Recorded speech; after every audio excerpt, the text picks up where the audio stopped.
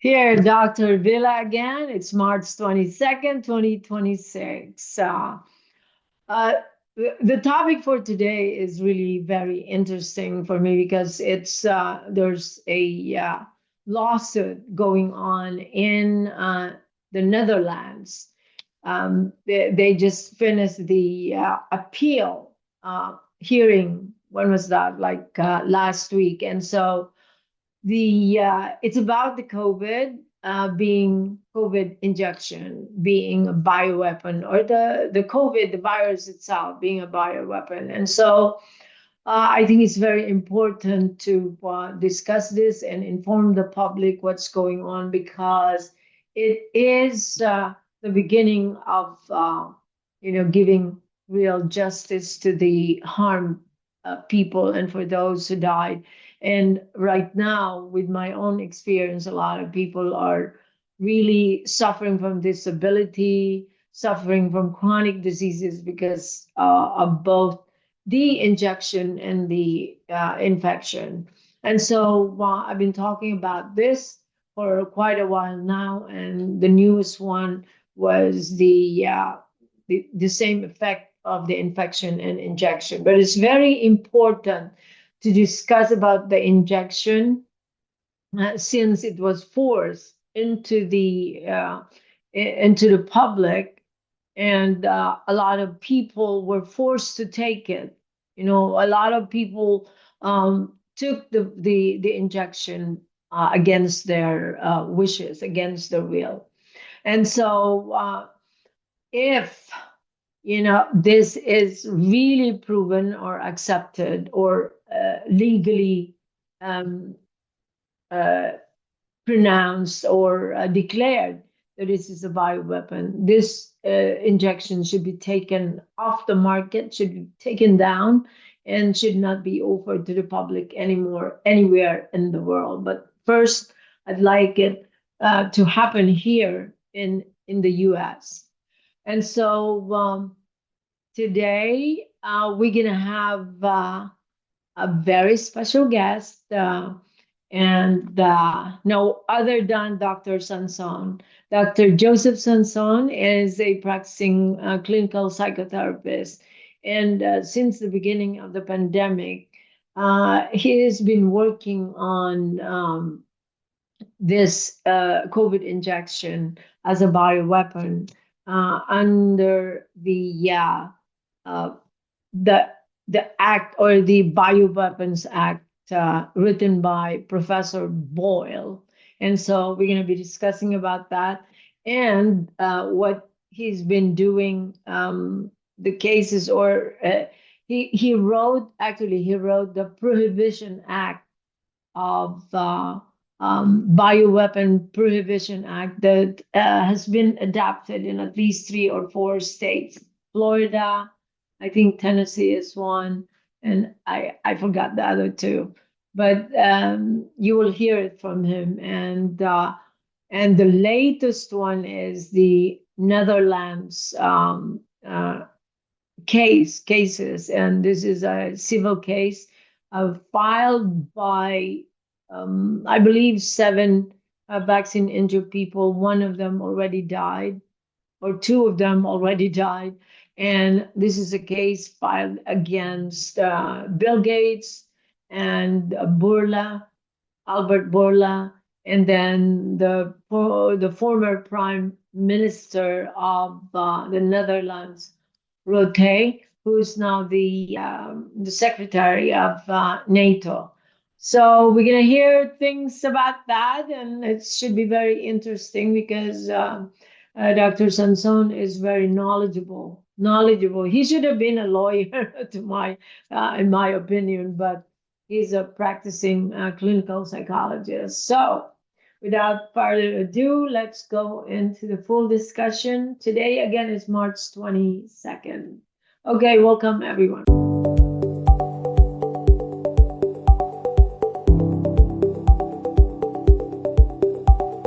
We are taking our freedom.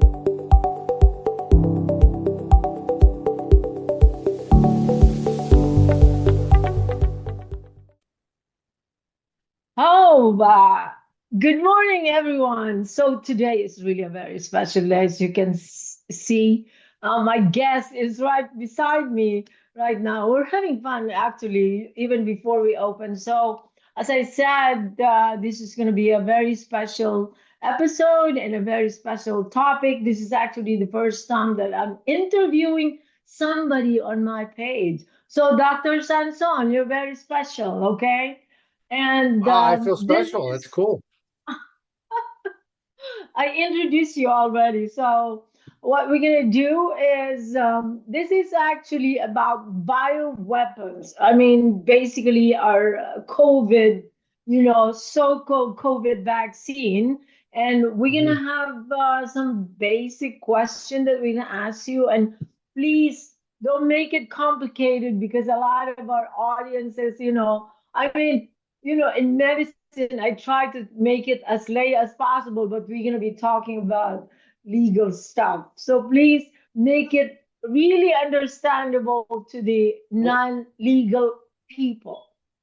well, when it comes to the science and the biology, I probably don't know how to complicate it. Now, if I get Yeah, into the weeds on the legal stuff, you just pull me out. Because we got a bit to talk about. We talk about the Netherlands case and my case here and what's going yeah. on with each of those. So we'll go wherever you want to go. So, where would you, usually I'm interviewing you, Uh, so this is good. Where do we want to start? You direct me. okay. Okay, so a lot of people, even though the bioweapon terminology is being used so commonly now, but how did we arrive to the point that we're actually claiming, oh no, this is not just a claim. We already know that the COVID injection, I don't even want to call it vaccine anymore because we know that it is not a vaccine. It's actually a gene therapy that that's now we are calling it gene therapy bioweapon. So first of all, you have to tell us what is a bioweapon, how did we arrive to that kind of idea, and how did we consider the COVID injection as a bioweapon? Well, I guess give like a 90-second background on it. I started in like May of 2021. I worked about 18 months and I got my first ban to jab resolution passed at my county Republican Party. And I got other counties in the state of Florida and then across the country and a couple Arizona and Idaho passed as well. And this resolution declared the COVID injections to be biological and technological weapons of mass destruction. That's actually my preferred phrase. And then then I ended up getting into my lawsuit here in Florida, which we'll talk about a little bit. And we even got the World Council of Health in Florida to declare these to be biological and technological weapons of mass destruction. I had to twist some arms there, but we got them to do it. But We were the first um, one, by the way. yeah, We were the you first got one to the declare it. first and I think only health freedom or health medical organization to actually tell the truth about these and say that they're a weapon. Others have called for them to come off the shot, come off the market, but you guys have made that statement, which is courageous. So thank you.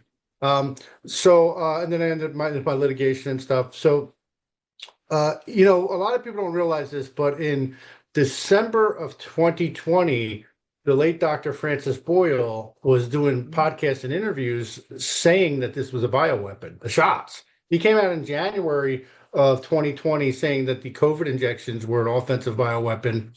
And then in December of 2020, he was out there saying that the quote unquote vaccine was also a bioweapon.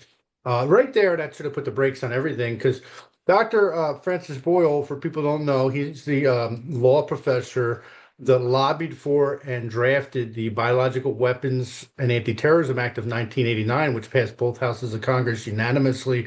That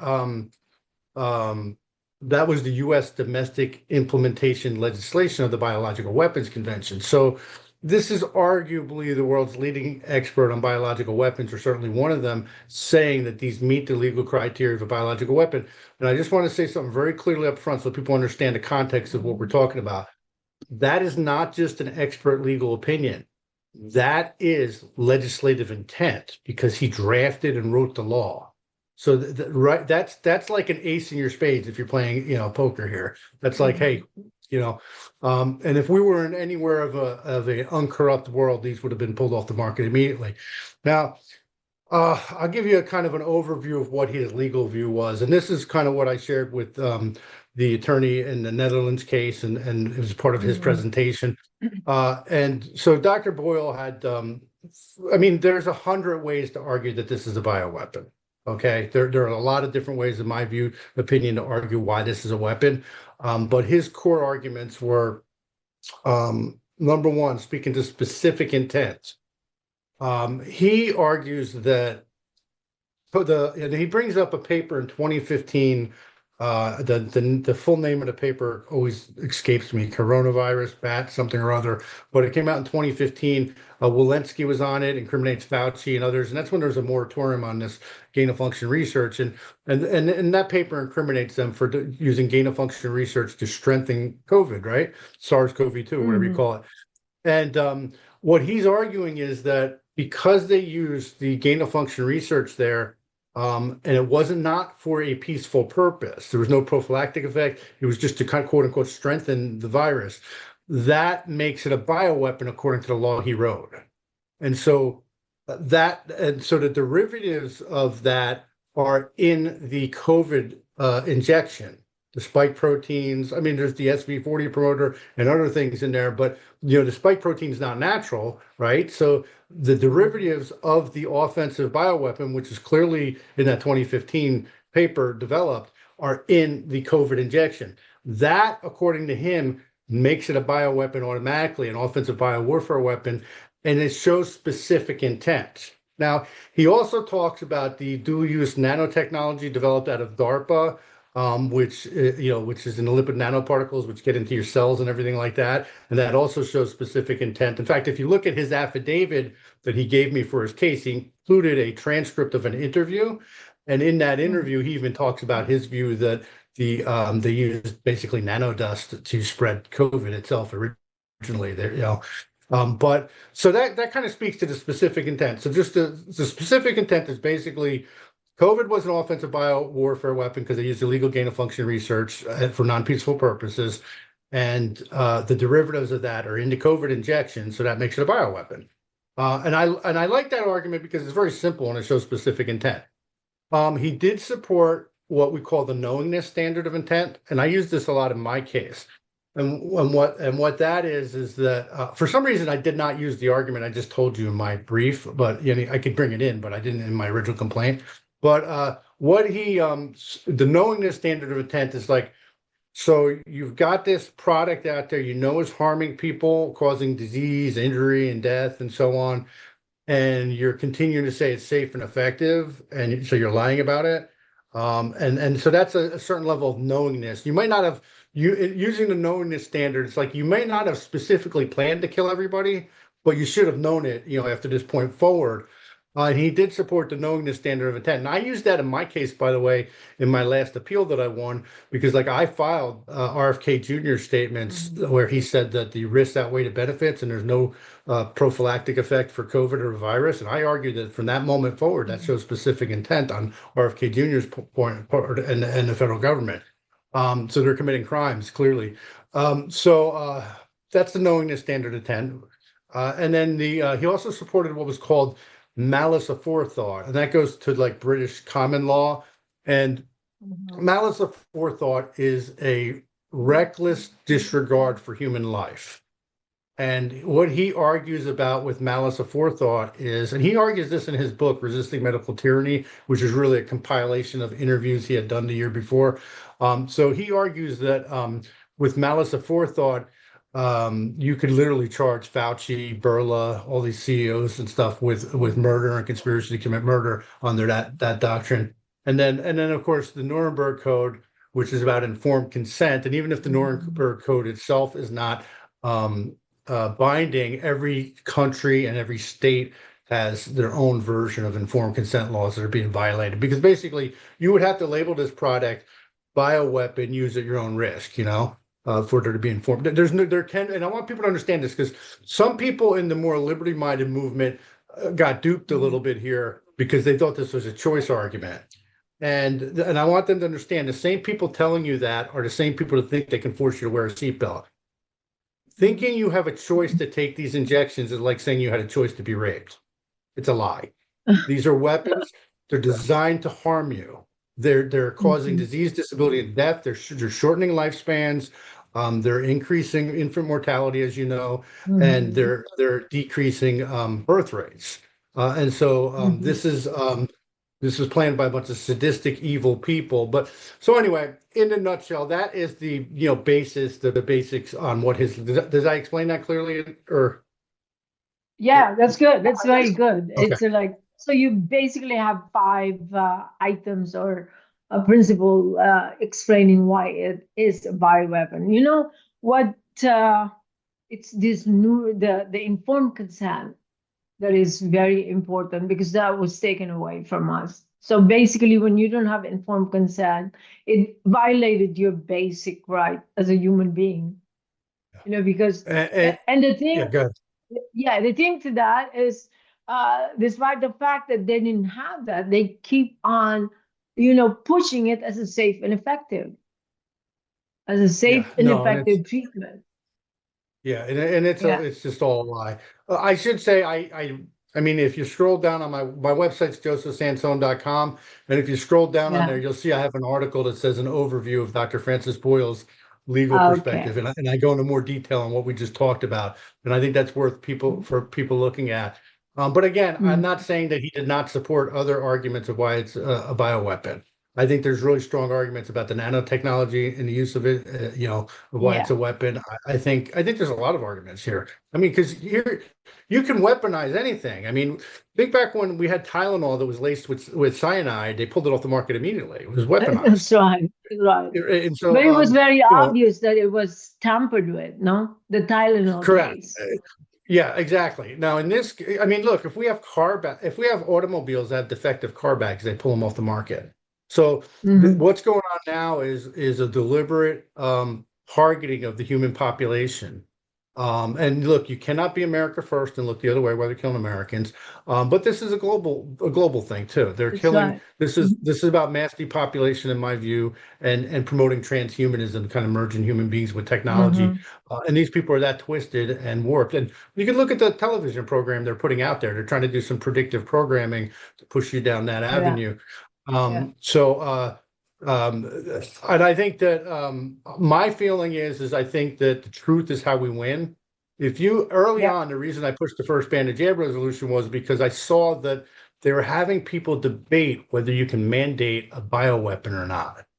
If you debate that, there's an embedded command that you can target Yeah. people with a bioweapon. That's an embedded hypnotic command. As a psychotherapist, I specialize in clinical hypnosis, so I'm very aware of this Yeah. stuff. But you mentioned the informed consent, Dr. Vila. I'm not a medical doctor, but in the mental health field, Hmm. our ethics are very similar. You can't force or coerce someone to get a treatment. You can. You can't lie about the treatment. You can't. So You even can. when they were putting out bonuses for people to get the shots, that's totally unethical. That's just completely Exactly. unethical.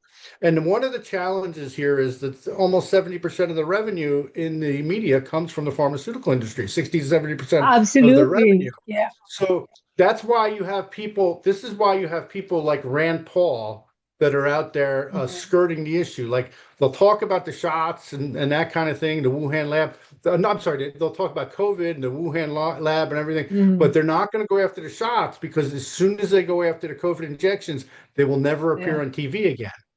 That's why we had a presidential election where nobody in the Republican primary went after Trump for the COVID shots. Because if they did, they would never get on Yeah. TV again. And that's part Yeah. of But I wish Trump would stop talking about it. That is the greatest thing, that or he he could has ever stop inviting done. Albert Berlin to the White House and Bill Gates and Yeah. that kind. Bill Yeah, Trump has Gates, no it's plausible amazing. deniability. Trump has no plausible deniability on my view. Yeah. You cannot be America first and look the other way while you're targeting and killing Americans. And so if he were Exactly. a man, he would have stopped this as soon as he got in office in the second term. The Yeah. first, instead, the second day of his office, he's promoting the AI with the MRA stuff. So Yeah. yeah, I'm not going to defend Trump in any way. He's culpable. And you know And what I I voted was for him three just at times, so I'm least, just saying. yeah, what I was at least I was expecting him to do was to say, that was the best thing that we could do at that time, but it looks like it wasn't good. It was not good, but he keeps on saying it's the best thing that ever happened, and that hurts me a lot with the kind of cases that I see now, and really, um, people are Dr. Vila, dying. I know you're seeing it every day, but I'm like, let me ask you this question. I don't know a lot of billionaires. You might know a lot more than I do, but I'm imagining, I'm imagining that billionaires are not naive. Oh no, I'm thinking obviously they know exactly what they're doing. Are he you, knows what he's you doing. know, Yeah, they know what they're doing, and they've been doing this for a long time. It's just that a lot of people were asleep. We were yeah, not aware. It took like what? Now it's out in the open because at least 10% of the population are now like awake. People yeah. like us, we don't stop talking because once you learn about it, you cannot You unlearn, or can't you unsee cannot it. You close can't your eyes unsee it. again. Yeah. Well, this goes back to like sometimes we've had discussions, and I'm sure you've had them too, with why were some people awake and other people asleep? Like, why did some people see this right? And I think it goes to past experience. Like, I was awake in the 90s, so I knew 9/11 was a false flag. So when this happened, I saw this as an extension of 9/11. They Mm. just want to make the whole country the airport. And then now, and that's where they might have a challenge as we move forward with this war going on. If they try to do any false flags or anything, I think a lot of people are going to be awake to that as soon as you start, Yeah. taking away our rights. But I think the truth is a powerful weapon. And I think people are still out Yeah. there afraid to tell the truth. Some of it's because they're afraid of being canceled. Some of it's because they're afraid of losing access to people, whether it's RFK Jr. or whoever. But Yeah. history is going to judge you by how you react to this situation. And and Mhm. you have a choice. You can either sit on the sidelines, you can go along with the lie, Right. or you can stand up for truth and your fellow human being, because this is Yeah. mass murder on a global scale. And they're Yeah. still doing it. They're still doing It's it. These still shots are it's still still being placed. happening. It's still, Yes. yeah, it's still Yes. happening, and And there's the it's shedding and the amazing. involuntary. And Dr. Avila, let's not forget, there's the shedding and the involuntary environmental exposure. And Absolutely. as you know from your Absolutely. research, I think you said as many as 75% of the people have some damaged immune Uh, system stuff going on from the shots. So it's a like, lot. thi- and so I want to make this point because I don't want to think people think we're picking up people that got the shots, because they've got Yeah. damaged immune system. So if I turn around now and get another mRNA injection, when I'm shedding, if you've got a damaged immune system, you're at a greater risk. This is just plain Yep. logic. And so Absolutely.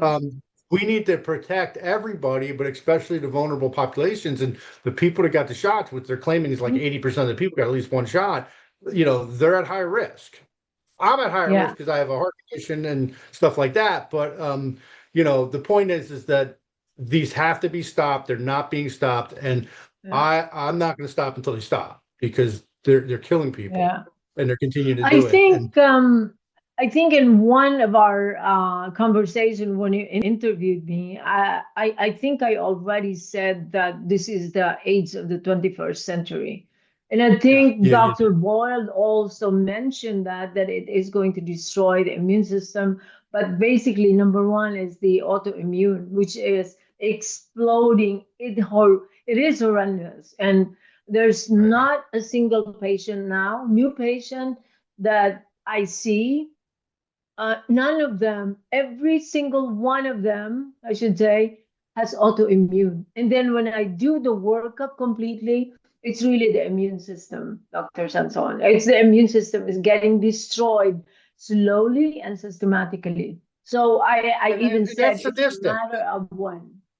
And that's sadistic, you know what I mean? Because they know that people are going to have a Yeah. painful process of death with chronic diseases and illnesses. And, again, if you have identical twins and you give one of them lupus and the other one doesn't have lupus or whatever the autoimmune disease is, the one Uh-huh. with the disease is obviously not going to live as long. So you're shortening lifespan. So think Exactly. of I want you to Exactly.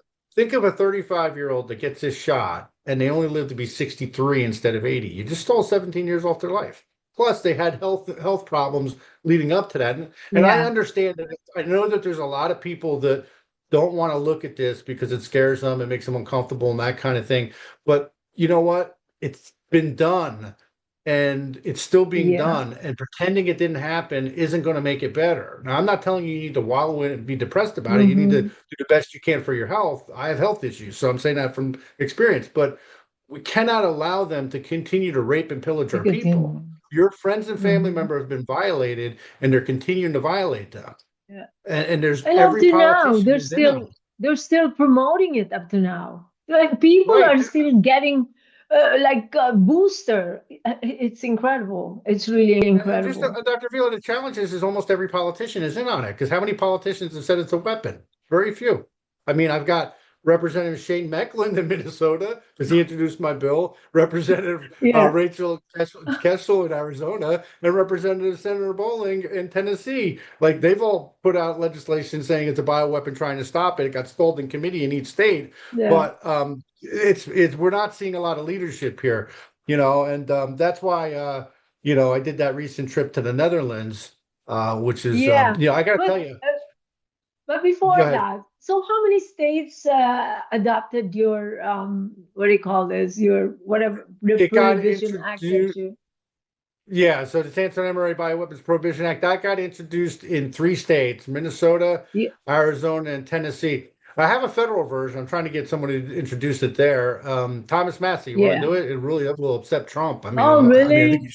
I think you should Thomas do it. Massey. Okay. I mean, I Wow. would love to see. No, I reached out to his office. I mean, I sent it to them. I just hadn't heard anything back. I mean, I would love to see them do it because that would fight back. This is Yeah. the Achilles heel, but Trump's targeting Are him. you? Why doesn't he target him back? I mean, the Epstein file stuff is great, which I used in my case, but I think Yeah. this is such a it's it's such a. Here's how I'm going to say this like this. The biggest political constituency in the United States, in the Philippines, in any country in the world are the people that have been poisoned by these injections, and nobody is representing them. How long do you think that powder keg's going to last? Because eventually people are going to realize why their family members are getting sick and dying. A lot of Hmm. people have not connected those dots yet, and our job is to help them connect those dots because that is the biggest political constituency in the world. People that have been poisoned, people that have been targeted with That's these right. injections. Agree. Agree. Yeah. Yeah. Because but I don't know why it's taking so long for these people to realize, even though a couple of their family members have already developed cancer and another two died, and still they're so blind to that to the truth. And So the actually, Go ahead. those are the people that are very difficult to talk to. And so I don't even make effort to convince them to believe that what happened to their family members are actually because of the COVID injection. So, No, I mean, I kind of don't either. I just keep throwing out the truth, and then when people are ready to hear it, they'll hear it. I mean, hmm. once in a while, it's like one of those old cartoons where when you hit them over the head like a rusty bell, and it kind of shakes out. Like once in Yeah, a yeah, while, I will hit someone with a hard truth like that. But so I do that too, like directly. But I'm not. Look, I'm not going to go out of. If somebody's sick, I'm not going to. yeah, But I think part of the problem is the mass media hypnosis. People don't realize that power suggestion works all the time. Like I found yeah. studies with fibromyalgia patients, just giving them suggestions for pain while they're awake makes changes to the brain. When they're in hypnotic Hmm. trance state, it's just much more amplified. So the power Yeah, suggestion works all the time. So they're still promoting yeah, it on mass media. Every yeah, politician still pretending it's okay. We've got people yeah, running for governor here in the state of Florida, and they're not saying it's a bioweapon. They're not saying stop the biowarfare against our people. yeah. I mean, you have to recognize that if George Washington were alive today, he would have probably organized and started and won a revolution by 2023. Okay, so we just have no leadership. Um, There's just a yeah, we void. know. It's just not Uh, there. And it's sad, but that's the reality of it. well, the thing is, when money talks, it talks. It It is is, all but about the money. You just follow the money, and then that's where it it is. But I believe leads in to. constant pressure Hmm. and maximum pressure. It's why I'm doing the Yeah, lawsuits, why I push all these different ways. And I think just more people have to do it. What they've done is they've convinced people to think there's no way you can win. And I'm just telling you right now, Yeah. I'm nobody, and I'm actually having a little bit of an impact. Imagine if people with resources and influence did stuff. And so I'm just telling you the Mhm. danger, I'm not anybody important. I'll tell you that right now. But the danger about me is the fact that I'm not anybody important. It's that I'm doing what I'm doing, and anybody can do what I'm doing. When people That, realize that anybody can do what I'm doing, and if they start doing it and we start flooding them with cases all over the place, mhm. they're going to be running for the hills. No, because Yeah. I'm going to tell you right now, if you're watching right now, they're not going to stop this unless we stop them. They're just not going to do it. Hmm. They're going to keep doing it. They're going to keep abusing you and your family members until we stop them. It's that simple. Dr. And I'm going to tell you Sanson, right now. Go ahead.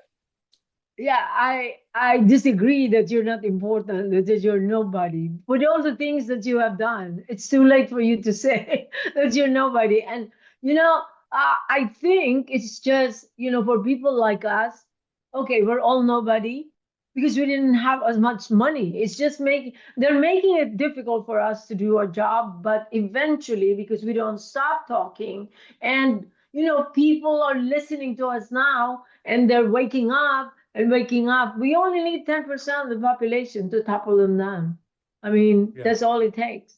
10%. Well, we're going to get it. We're going to get it. I don't think because what's going to happen is we're going to see them. This is a multi-front war that's going on against the human Yeah. population. The COVID Mm-hmm. injections that's one aspect of it. Just I, remember they I, want to make yes, the whole country and the absolutely. world like the airport. And I knew this back in Mm-hmm. 2001. Once you created a no rights zone, once you can do that in one place, you can do it everywhere. And so and they're gonna whether it comes from false flags coming out of this war that we're in right now or another pandemic or something, they're gonna do Mm-hmm. it again and take it further. What they do is they push the envelope as Exactly. far as they can. When they feel the Yeah. pushback, then they pull back a little bit, normalize it, and they've moved the agenda and Mm-hmm. further. Yeah. That's how they do it. But the only way they get away with this is by people waiting for other people to do things, people thinking that nothing works. Like, for instance, and I know we're going to talk about the Netherlands case first, but like they talk about how the courts are corrupting all the time. Well, I've already won an appeal. So, yeah, you can say that about the lower court, Mm-hmm. but the first district court of appeal, my first appeal in my case, well, they did the right thing and I won. So you have to test Mm-hmm. the courts. You have to have cases all over the place until you get in front of the right judges. Should we go to the Netherlands? Yeah. Yeah, okay. I don't know. Let's where you want me to go. You tell me. Yeah, Netherlands? Yeah. Yeah. Yeah. Now that you're saying that, yeah, let's discuss that. So tell us about the Netherlands. So the Netherlands What happened case there? How is did it start? What is the case about? I know there are like videos, posted now, but tell us in your own view and version. so Wendy, the assistant for the attorney there, reached out to me in 2024 after I filed my first case to writ of mandamus, and I shared information Mhm. with them, and then so I kind of knew the case was coming before they filed it, and then they filed the case, and so they survived a motion to dismiss in this case in October of 2024. So the case has been moving forward. Mhm. What it is it's a civil case representing 7 plaintiffs that were injured by the bioweapon injections. One of them died, so they're down to 6 plaintiffs. And the case is suing uh, Bill Gates, Albert Bourla, Pfizer, I think. It's suing Mark Rutte, the former Prime Minister of the Netherlands, current Secretary of NATO, and a bunch of other Dutch officials. They're basically alleging that genocide has been committed and the use of biological weapons in the form of injections, targeting people as part of the Great Reset. And I went there. They asked us to go. So the 5 potential witnesses in this case are myself, Catherine Austin Fitz, Dr. Michael Yeadon, Mhm. Sasha Latipova, and Catherine Watt. I don't know if they'll be able to add more witnesses or not at some point, but that's what the 5 witnesses they had were. So what happened was Mhm. is the trial court denied witnesses in general. And they also said you couldn't have like the media, independent media, and the cameras in the courtroom. And so attorney Peter Stassen, who's representing the clients in the case, he appealed that decision. So on March 9th was the appellate hearing for that decision. So the case is moving forward. In fact, they just got the notice the other day. October 22nd is when I'll be going back, I guess, is when the actual trial court hearing will occur. But the hearing on March 9th was about allowing the witnesses to testify, the independent media and the cameras and the public in the courtroom. And so But that first, why was it denied? Why what was the denial about? What was it? I'm not totally sure on why the trial court denied it. Yeah, I'm not really sure why they did that. To me, it seems kind of outrageous that you would deny witnesses in a case. That's right. Yeah, I mean, I mean, I'm suing you and you're not gonna allow me to testify when I am like, yeah, it's not like as far as I know, Dr. Vila, it's not like they said, hey, this guy Joe Sansone, he's not qualified to testify, or they're just not allowing witnesses. So it's about witnesses in general, is my understanding. So I'm not. I mean, I read it. I just don't remember what they said. Well, because it was a while ago when they made that decision. So that's what this hearing was about on March 9th. So what happened was I'm going to have to vent a little bit here, though, because what happened is that. All right, so I'm leaving on March 7th out of Fort Myers Airport, and my flight's at like 7 o'clock, but I get there like 2:30, almost 5 hours early, like because the war just started. So I'm like, I don't know, is this going to be like after 9/11? Am I going to be here for 4 hours? So I get there early. So the air condition wasn't like really working right, so it was really hot. And then later on, it started working, it kicked in, but for a few hours, it's like everybody's hot and cranky. And so I'm there all day, and they send my luggage out because we got to make sure my luggage gets there because I had my carry-on bag and my garment bag with my suit, which I'm supposed to wear. I'm an expert witness. I should wear a suit, right? So I that gets sent over to Atlanta for my connecting flight in the earlier flight. I'm sitting there, I'm thinking, well, why don't they put me on that flight? I'm here early, So later on, my flight gets delayed, and so I'm there all day. My flight gets delayed so that I wouldn't make the connecting flight to Amsterdam. So all right, so I book another flight out of JFK, for 11 o'clock Sunday morning. So I get to the airport 8 o'clock Sunday morning, and that flight got delayed to like 3 p.m. in the afternoon. I'm like, all right, what's going on here? Is the AI targeting me? So then I have to book another flight out of Minneapolis to Amsterdam. And what happens is though I'm being very proactive here. I'm explaining to the check-in lady, I'm like, look, you have to make sure that my luggage now gets from Atlanta to Minneapolis, so it goes to Amsterdam with me. So she took care of it, and so I end up in Minneapolis. My luggage there, but I'm looking at the Delta app on my phone, and it's like on the plane, but hasn't been taken off. So I went up 4 or more different times to the different people at the check-in thing. I'm like, look, it's not coming off the plane. Can you check on it? Oh, they just probably haven't scanned it yet. They look at the computer and they'd be like, they just probably haven't scanned it yet. It'll show up by the time you get on the plane. Long story short, my luggage didn't get on the plane. So instead of arriving there 1 p.m. the day before, I'm arriving there Monday morning at 6:30 in the morning.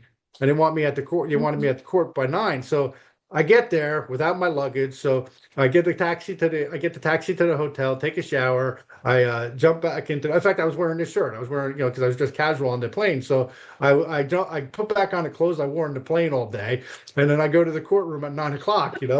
So that was that. So the hearing didn't start till 11, but they wanted us there at 9. To talk everything over. So. And then the hearing was, we were able to, out of the 5 witnesses, myself and Sasha Latopovo attended. Shannon Joy was there, a bunch of other people from independent media covering it. And in fact, she live streamed the press conference later than other people. But so the hearing was, and I did post this. I posted like the English translation, but then I also later posted a dubbed version where I dubbed it into English, and it's in their voices. Like the AI did it; it's in their voices. It's not perfect, but it's not as bad as the computer voice, And so, Attorney Peter Stasson gave like a historic presentation there. I mean, it's incredible for anybody that's even remotely familiar with me or like how I talk or what I write. He gave a presentation like I would.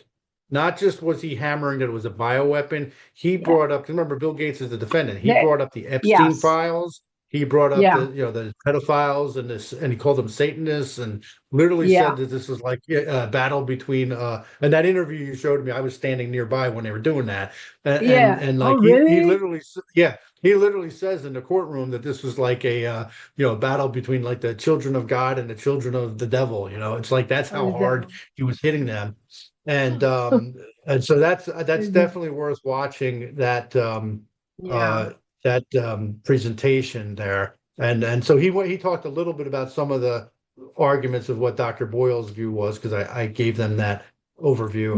Hmm. Then he shared some of the stuff that like Sasha talked about and the other witnesses. But I felt that the defendants, because there's 18 defendants, so Pfizer, I think Hmm. it was Pfizer, gave like a statement. It was like they gave like a few minute response, but basically they're saying the But shots were who safe. was there? Who obviously Bill Gates and Borla didn't show up, They or did none of not them. attend, Who and was there? the attorney brought that up to the court that they didn't attend and they're supposed to, and the judge said, okay, we'll take notice of it. So he didn't hold them in contempt of court or anything like that. But the attorneys for all these people were there. So Hmm. and I think it was the Pfizer attorney that maybe it was on behalf of Burla or whatever, but the Pfizer attorney gave like a statement, and then everybody else Hmm. afterwards said no further comment, no further comment, no further comment. They Oh, real like, really? yeah, no, I understand why the appellees, the defendants in this case, would want to focus purely on the procedural issues. Because Yeah. Peter Stassen, the attorney for the plaintiffs, is bringing up the context and the extraordinary nature of the crime that's been committed here. Because if you take that in account, because I did the same thing in my case, if you understand that, you'll understand why these procedural things need to happen. But I can understand if the defendants wanted to focus just on the procedural issues, but literally they overplayed their hand, in my opinion. They were like, the shots were safe and effective. And the courtroom just started laughing when they did that. And then they made some other bogus statements, and then they just clammed up. They stonewalled to the extreme, and it came off really bad. Like they should have had better explanation prepared. It was just a boom, boom. That's it. That's all we're saying. And they may as well Hmm. pleaded the fifth. Like, we're going to plead the Fifth Amendment. And so the court will Wow. issue their decision on by April 9th. Like, I think Hmm. they'll email out what the order is. So it's hard to read an appellate court, in the United States, let alone another country. So I Hmm. mean, I don't know what they're going to do.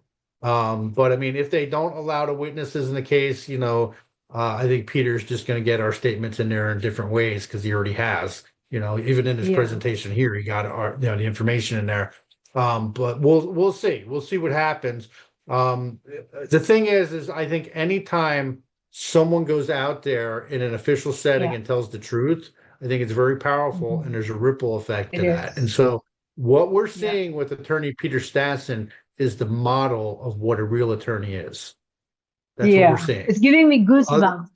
It's the giving me other, I'm telling you, goosebumps. did you watch the hearing? Because if you see his presentation, you'll see what I mean. No, It's like, I just okay, read and I just watched what you posted, and I posted them. But oh, yeah, I'd okay. like to watch the entire thing, but I I don't did have. post the hearing. If you go on Oh, okay. josephsansone.com, my website, it's up there. It says Okay. it's dubbed in Okay. English, and it's good. I mean, because other attorneys need to step up and do the same. In other words, he was not afraid. Exactly. He was not afraid of the court. He Yeah. was holding them to task. Like, and there's so many attorneys that are afraid of the bar or afraid of the courts, and Yeah. I get it, because they target you before your licensure. Just like there's doctors out there. Most doctors have failed the test, but there's doctors out there like yourself and other Yeah. doctors that are a model of what a real doctor should be. And Yeah. that's happening, but there need to be more, and that encourages others to step up. Yeah. So I'm encouraged by that. And like, if anything else, the fact that an attorney is actually willing to defend these innocent victims that have been targeted with weapons of mass Yeah. destruction, I think that's fantastic. Because I remember when the lockdowns were happening, that was the one time where I regretted not going to law school, because I'm saying to myself, where are the attorneys right now? Like, the It's never too Constitution's being late. threaded. It's never too Yeah, late. right. No, it's funner. It's more You fun should pro go se. for some kind of because you're so good at it, man. You do, you Well, you are I'm so having good. it's more fun being pro se, I think, because they don't know how to handle it. Oh, Because I really? have no fear at the bar. I don't That's have to be right. afraid. That's the Um, advantage of not being a Yeah, so like I lawyer. told you before we started, how my ex account and Dr. Kirk Moore's ex account and other health freedom people, like their health ex accounts have been hacked, and I've been trying since March Yeah. 1st to get it back. But I might end up suing X here because this is like my identity theft, and they're enabling it, and I'm wondering if they're involved. But if I do, So I'll sue for money. people, Yeah, so that's the you heard Netherlands it case. here. Dr. Sanson might sue X. Yeah, Okay, Elon, I want that's some of that really money. I want some of that Elon money. Um, so uh, yeah. Uh, I think the case in the Netherlands is really important. I know when a lot of people Yeah, see it, they're thinking it's the International Criminal Court. It's not. It's a court in the Netherlands where someone's just bringing up, because they ask me, well, I've had people ask me, like, why is this case in the Netherlands? I'm like, because there was an attorney willing on to take on this case. I mean, he's not making any that's money on this. right. That It's an is the attorney willing on to thing. take on this case for people that have been poisoned with a weapon of mass destruction. That's why it's in the Netherlands, because there aren't any attorneys in the United States willing to do that. Now, Yeah. I get But, it. We've got the PrEP Act. Go ahead. but we have another attorney here who's also very courageous. So, attorney Siri Yeah. for Yeah, the no, I kids. get it. But Yeah. none of them have Yeah. crossed the Not. line to say that this is a weapon and this was deliberate and done. You're right. Yeah. I'm not criticizing him. I'm not criticizing Todd Callender or any of these other attorneys that have been Uh-huh. out there doing that. I'm just saying that, we can step it up a little bit. Here's an attorney that has the courage to say it's a weapon, present Agree. evidence, and I think that more Agree. people have to do that. You have to you think of how the crazy left acts, they push the envelope as far as they can on every issue. Like, Yeah. we're supposed to be docile here while they're killing our people. And here's the thing: white people, black people, everyone in between, Republicans, Democrats, rich people, poor people, everybody has been targeted for termination. They've been targeted with a Yeah. weapon of mass destruction. So, like, it doesn't matter like what your background is, you and your family members have been violated here. So, and I Mhm. like to say, as simple as this, Dr. Vila, you're gonna die, get over it. Now the question is do you stand up like a man or woman and fight Exactly. for your freedom, for your Exactly. people, and for your species? Yeah. Or do Yeah. you lie down like a coward and grovel on your knees? Because look, I just filed in my case here. We'll pivot to my case a little bit, unless you got more questions on Netherlands. We'll go all over the place. That's what I do. So we got So, well, the yeah, Netherlands is it what do you feel? Is it going to progress? Is it going to well, the really case make a is big moving difference? forward. So remember, this was like an interlocutory appeal. This is on a specific issue. The case is Yeah. moving forward. October 22nd will be the hearing in the trial court, the main case, like as moving forward. The question is whether they're going to allow us as witnesses to be there or not.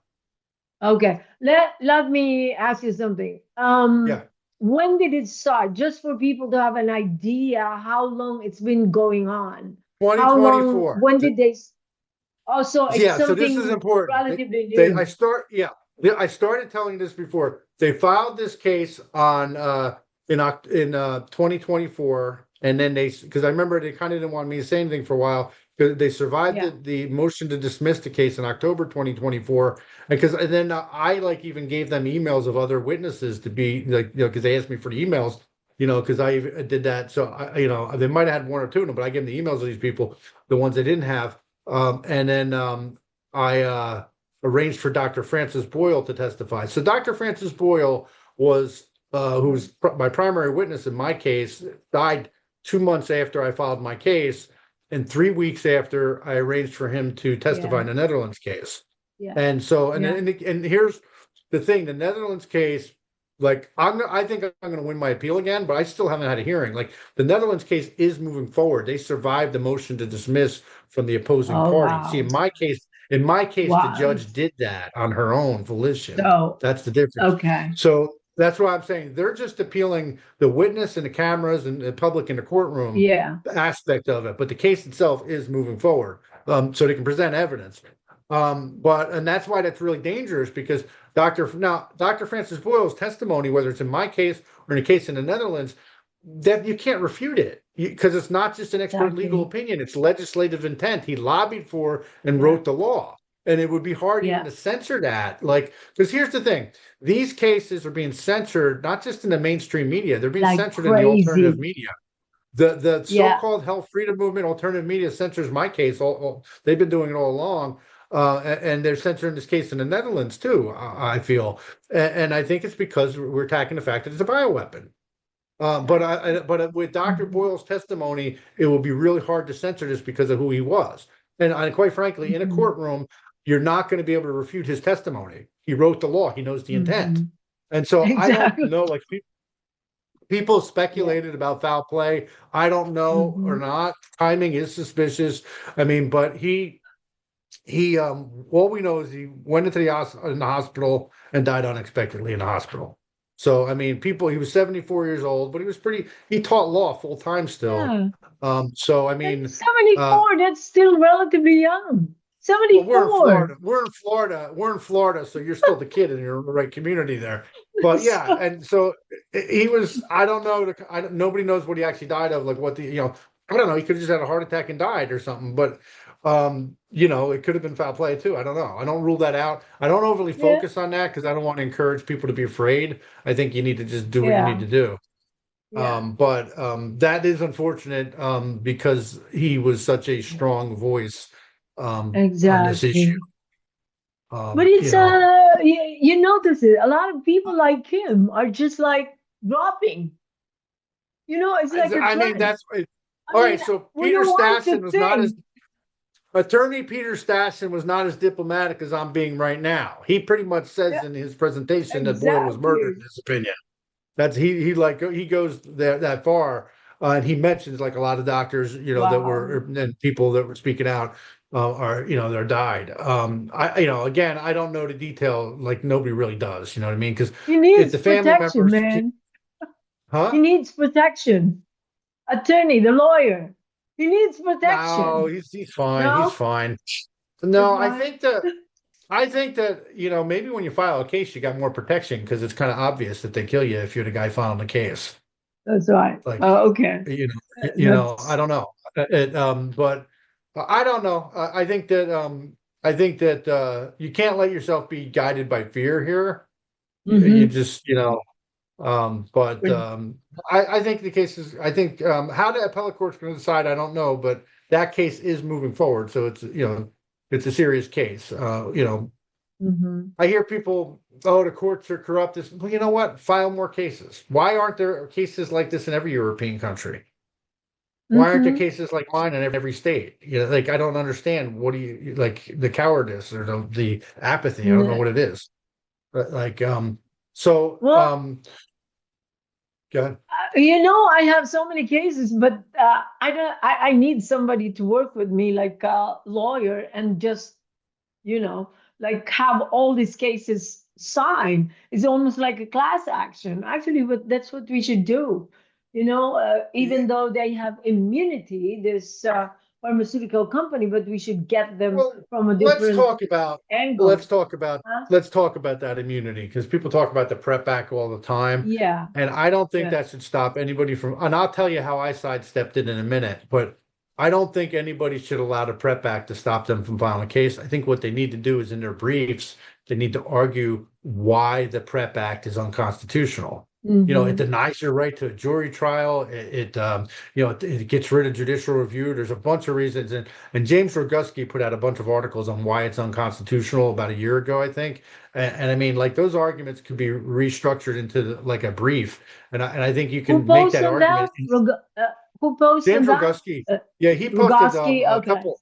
Yeah, he posted a couple articles, like I think a year ago, maybe, like about why the PrEP Act is unconstitutional. He's arguing it should be repealed, but he lays out why it's unconstitutional, and it is. And I think the people need to argue Mm-hmm. that in their brief, challenge its constitutionality. But see, the challenge is, you have to. I can only represent myself as a pro se litigant. You have to have an attorney Yeah. to take on that case that's Florida licensed. And Yeah. it's a challenge because a lot of people don't want to lose their political connections. That Like thing. they don't. It's either, they're being paid, doesn't want to lose this, doesn't want to lose that. And Yep. then you end up saying nothing, or Yeah, that's how we don't get anywhere, just because of those reasons. And I think it's not right. No, it's not. It's not It's right at not. all. It's cowardice. It's cowardice. It's Yeah, lack of integrity. yeah, It's at yeah, this point, Dr. Vila, I have no tolerance for cowardice. It's yeah, just, be a uh, man, be a woman, stand up. It's your time right now. yeah. So Whatever here's how you I saw. are. Yeah. I No, said, that's whatever what I'm you saying. We're are. in your neck of the woods. Do something in your neck of the woods to fight back. If everybody's fighting back, and I say this over and over again, the biggest lie you've ever been told is that the pen is mightier than the sword. The pen is Hmm. mightier than the sword because it's backed up by the sword. And so the all power rests on illusion. So even the people following their Hmm. orders have to believe they have to obey those orders. And the way they get them to do that is they dehumanize them, like either in law enforcement or military with training, and then they dehumanize who the opponent is. And then I always talk about Hmm.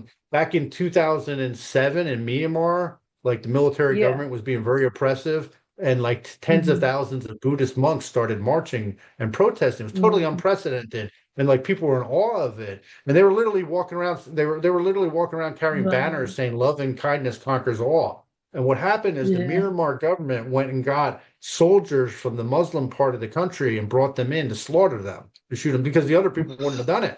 And so, but you have to believe in Yeah. the illusion that you have to obey. And part of how they do that is they dehumanize who you're going to kill. That's how Yeah. psychopathic Yeah. authoritarianism works. And but I'm saying there are Psych. so many more of us than them. Yeah. They have to keep us divided. They have to keep us thinking we have no power. Hmm. They have to keep Hmm. us thinking nothing will work. And I'm just telling you right now, Yeah. there are way more of us than them. Their power rests on illusion. I mean, they create money out That's of thin right. air. They lend it to people at interest to control. I mean, it's Yeah. all an illusion. And so I'm telling you, the truth breaks through that illusion, and use the truth as your sword. Now, my Hmm. case, interrupt me at any point, by the way. My case, I sidestepped the prep back entirely because I'm not suing for money. And that's one of the reasons Yeah. why I would never find an attorney to take my case, because I probably could have billed like Hmm. $2 million for the amount of hours of research and doing the legal stuff and procedures. But I mean, so Exactly. I am seeking, first I filed a writ of mandamus, which is a narrow type of legal instrument, literally means we command to get the governor or attorney Hmm. general to stop the shots because they're weapons. Yeah. And the court said no. They said you can only use it for ministerial duty. Like say the governor has to appoint somebody for 60 days or something like that, you know. But I found case law saying you could use it for discretionary duty if there's an abuse, but the court did not want to hear that. So I lost the appeal on that in October of 2024. So then I filed a new case, this Hmm. case, on December 1st of 2024. This is important. I have Hmm. not had a hearing since December 1st of 2024. So Okay. I filed my case, and what I am seeking is an injunction to prohibit the governor and attorney general of the state of Florida to continue to facilitate these weapons of mass destruction because they're killing people. They're biological and technological weapons of mass Exactly. destruction, and they are complicit because they are facilitating it. They are licensing it in the state of Exactly. Florida. Okay. And so Yeah. I'm not suing for money. I'm seeking injunction. What I'm arguing in my case is that I have been injured through involuntary environmental exposure through the shedding, because in on Hmm. April 1st of 2023, I had congestive heart failure unexpectedly, and then on April 10th, I had triple bypass heart surgery. And so I'm arguing that's from the Mm. shedding. And then I'm arguing that I don't have to prove it's from the shedding. I have a pre-existing condition. I just need to show that the shedding Hmm. exists, and that's why this Yeah. needs to be stopped, because I have a right to move about in society with a certain degree of safety, Yeah. and so does everybody else, Hmm. by the way, and especially all the people who've already got jobs. And Hmm. so I have in my case I have 11 expert affidavits. I had 9 in the original case. You're one of them. Dr. Francis Hmm. Boyle, Karen Kingston, Dr. Anna Mahouchia, Dr. Zivitz, I was about to get one from Dr. James Thorpe, and that's when my case got dismissed. I did get one from Nick Holscher and Richard Hirschman later. But out of those 9 Hmm. original affidavits, this is important too, because I mentioned this in my appeal and in my supplements. Hmm. They are part of the public record because they were uncontested. I had a prior appeal, and the appellees, the defendants, governor, attorney general, filed a notice that they weren't going to do anything because they didn't get a summons, because my case got dismissed before the clerk of court gave a summons. So, but that means that those appeals are part of the public record. There's nothing they can do about it. They're in the record. They were in the prior That's appeal. right. So, so this case got dismissed 9 days after I filed it, did a motion for rehearing. And then this is in December 2024. I filed a bunch of supplement. Part of my strategy, because they weren't responding, was to file every new supplemental authority would either new studies, and like I filed RFK statements, like I told you already. I filed Surgeon General Dr. Joseph Ladapo's statement that the shots were a poison, and things like that. And so I ended up, I had 8 issues I was appealing on. I won my appeal. I won it on the procedural issue because the court, they did not dismiss my case with prejudice, which means you cannot amend your complaint. What the judge did was she threatened me with sanctions if I continue to file frivolous lawsuits. Meanwhile, I got an affidavit from the guy that wrote the law. And she said that she would not entertain further motions. So naturally, I appealed it, and I said she wasn't allowing me to amend my complaint. So at first, I thought I lost my appeal because they dismissed my case. But what they did is they dismissed my case and said it's still active in the lower court and I can amend it, which means I won, despite what the court said. So what I did is I filed a short amended complaint. Like, this is November 12th of 2025 now when I won. And so literally later that day, I filed an amended complaint, a short amended complaint, curing the defects that she said were in there. And what I did is, instead of relying, I'm still saying it's a biological and technological weapon of mass destruction, but instead of relying on the weapons of mass destruction law, because she's saying there's no civil cause of action there, what I did is I relied on the civil rights law, like the health. I'm blanking out on the name of that.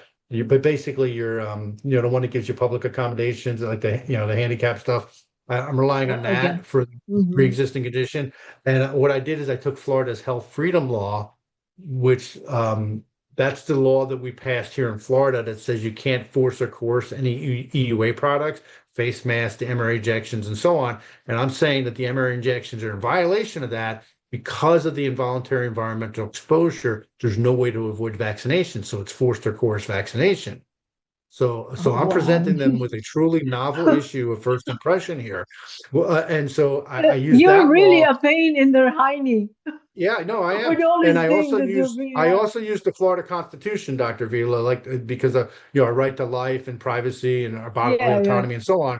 So I'm using the Constitution too. So what happened was I was getting no response from the court. So finally I do an emergency motion for a preliminary injunction and an evidentiary hearing. I was asking for 3.5 hours, including 6 witnesses, including myself to introduce evidence, you, other witnesses. But one of the witnesses, Dr. Zivziv, Dr. Mahalcha, and Nick Holscher was going to be a witness too. And but I also list, besides all my exhibits, I list Surgeon General Ladapo as I intend to subpoena him. Oh, I want him under oath. really? Yeah, I want the Surgeon General of the state of Florida to clarify his public statements that that MRA is a poison. Okay. Yeah. And he's also said they're the Antichrist to drugs. This Florida Department of Health has said these are unsafe for humans and a threat to the human genome. So the next day, my court gets dismissed again. So and she claimed my allegations are conclusory, which is not true. They're backed up by affidavits. And she also and then Florida is a fact pleading state. So at this point, you're supposed to accept everything I'm saying as fact. So, and the other thing is she's claiming that I didn't state my cause of action, which is not true. But anyway, what I did is in my motion for rehearing, I submitted a proposed second amended complaint curing all of her defects. She denied that again. So she denied my case twice now, sua sponte, which means on her own volition. She's playing for the defense. She's like, the defense didn't even file anything. They didn't even do a motion to dismiss. The judge is doing this on their own. When I'm giving expert affidavits, and I put my first complaint was 80 pages with 64 pages of affidavits. You know what I mean? So I'm presenting a lot of evidence. And so she did this now. And so this is a very similar issue of what I've already appealed on with the First District Court of Appeal. And she's supposed to do a futility finding, give you notice, things like that. She didn't do any of that. And there's current case law that backs up all these procedural issues. So I appealed the case again on December 18th, and I I was going nonstop. I mean, literally Christmas Eve, I started at like 8 in the morning, got done at 3:30 in the morning. Christmas Day, I Oh, started at 9 wow. o'clock, got done at like 10 o'clock at night. I was trying to get it done on Christmas to deliver to DeSantis for Christmas. Oh, wow. I couldn't do it. So I finished it. I did my Sorry. 75, I provided a 75 page appellate brief in 10 days on December 28th. And now they have 70 days to respond.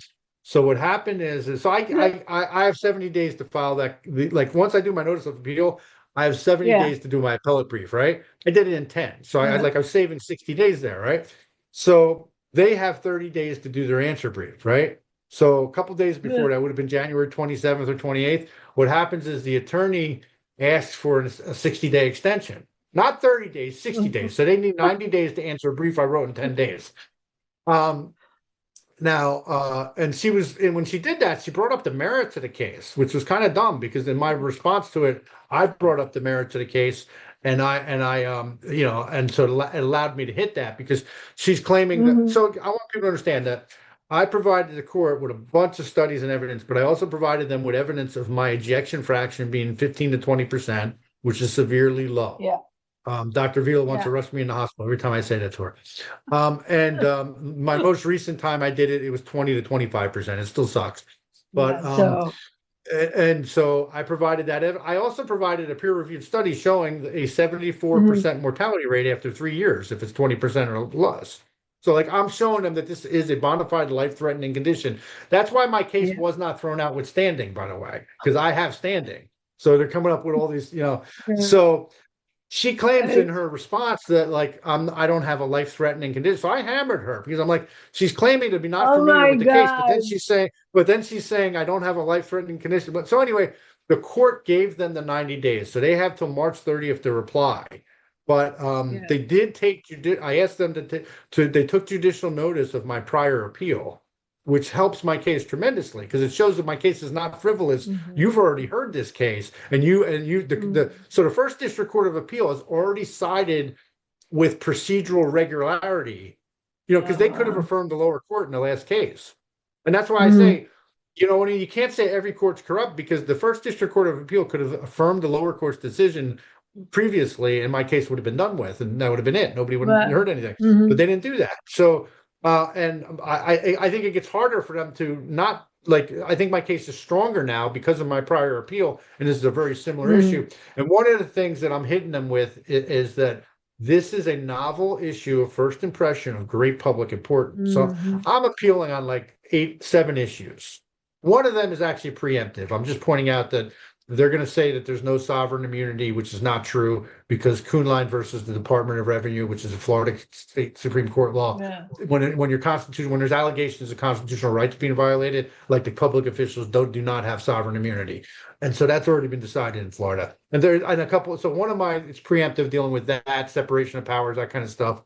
Or they're going to claim that Florida doesn't have the power to do this, which isn't true. Florida was the first state to pull fen off the market, and it led to the national recall. So we've pulled federal products off the market when they're harming people. So that's a lie. And so, but the novel issue of great public importance allows me to bring in the merits of the case. And I'm not asking the appellate court to determine the merits. I'm simply saying to them that this is why we need evidentiary development. What I did is I hammered them with 5 supplements in the last week from last Saturday. One was the Lattiser study showing the excess deaths out of Australia, like 90% of them were likely most likely from the shots. The other was the Bartman et al. Study, which I'm sure you saw, which showed the transmission from the mothers to the placentas and everything. So you're seeing the transgenerational transmission Dr. of the spike protein. Before I forget, if you want to get some more information on excess death, I can connect you with Miss Sally Clark. She's in the Philippines, but she's Australian. She's been there for 28 years, but she's writing about excess deaths and birth rate. And she's got good information because she's doing the analysis herself. I'll connect you, God. She was in the, remember you guested us in the nanotechnology and all that. You should get her information. It's incredible. Yeah, absolutely. I mean, probably if I win, which I think I will, and I'm back in a trial Yeah. court, is when I would present more evidence like that. That, because right Yeah. now I'm waiting. Here's what'll happen. They're going to do their answer brief by March 30th, and then I have Yeah. 15 days to do a reply brief of 4,000 words or less. So, and then I motion for Yeah. oral arguments, and it's up to the court. They don't have to give me oral argument. Okay. Uh, Okay. So my technical let me just, support. Yeah. I'll Go quicken ahead. up on what's going on with the case. How much time we got? He's already reminding me that we're a little over an hour. So, guys, this is very interesting. But go ahead, Dr. We'll Sanson. wrap it up Few in more five minutes. minutes. What? Yeah. Yeah, if you Yeah. remember. Yeah, Go okay. ahead. So I filed 5 supplements. That study, the Bartman study showing the transmission, like the transgenerational transmission of spike protein. And then I filed 3 Epstein related filings. I Oh filed wow. Okay. yeah, I filed the Bill Gates, Epstein kind of stuff showing that it was, looking like it was pre-planned, and Mm-hmm. that Gates was probably being blackmailed by Epstein and stuff, and how Epstein Oh was pretty wow. much brokering the infrastructure of this whole thing. And then I Exactly. filed Yeah. another Believe him. Epstein filing showing how Epstein, where they were connected with DARPA. It took them like 7 years to infiltrate DARPA because like there's like emails where they're meeting the DARPA lady, and they're even saying how these could be weaponized in the emails. So I shared that, Oh and these wow. are and all under why we need evidentiary development. This is not conclusory. These are the Department of Yeah. Justice like things showing this. Yeah. And then the last one I did was another Epstein related supplemental authority talking about uh, genetically targeting people with the weapon. And so Yeah. I threw them out there because I think I believe in constant offense. And I think that, if she makes the mistake, if the attorney, and I think she's younger, she might reply and address the merits of the case, which is a mistake because then I can go Mm-hmm. off on the merits. But also, if she addresses the merits of the case, that's a concession that I'm right, that there's disputes on the Yeah. facts of the case, which is why we need hearings. So like Yeah. I'm trying to set that up. But so that's where my case is at. We'll see what happens. But we Oh just keep wow. punching. Yeah, Dr. Sanson, this is an incredible, conversation, and you gave us a lot of information. And obviously, 1 hour is not enough, man. It's not enough. Yeah. There's just so many things to discuss, and if we have more than an hour to discuss, then we Well, can you definitely, can always tell me to shut. You can always tell me to be yeah. quiet and interrupt me. You're welcome to do that. But No, it's just there's just so many things that you have to say, and I brought you in precisely for you to tell the world and to tell all well, the people I hope listening to that me. Yeah, listen, Dr. Vila. I hope that this is like the first of many podcasts that you put out there. yeah, Because I like to interview you on my podcast, but I want to see you, because you're a voice of reason and a voice, in an insane world. So I think we need more voices. yeah. And I cannot overemphasize it that you're the first one that I'm doing this. You're the first one, because usually I would just, talk by myself, whatever COVID topics that, Yeah. I think that the people need to hear. But this is incredible because I think that this is the beginning of actually giving justice to people.